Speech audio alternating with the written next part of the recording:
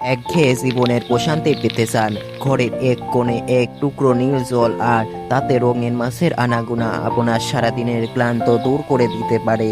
কিন্তু মাছ পালন কি খুবই কঠিন? একদমই না। যারা নতুন শুরু করতে চান তারা প্রথমে গোলফিশ বা গাপ্পি দিয়ে শুরু করতে পারেন। গাপ্পি এগুলো খুবই শক্ত এবং দ্রুত বংশবৃদ্ধি করে। গোলফিশ দেখতে রাজকীয়, তবে এদের জন্য একটু বেশি অক্সিজেনের প্রয়োজন হয়।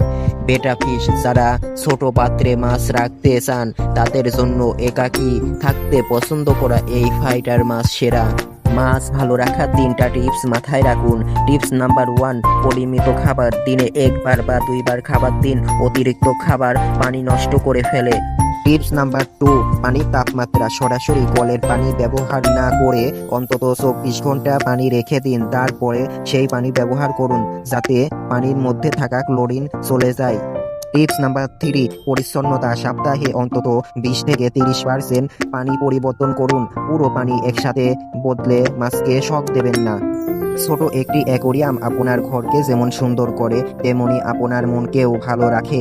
আজকে এই নিয়ে আসুন আপনার পছন্দের রঙিন বন্ধুকে।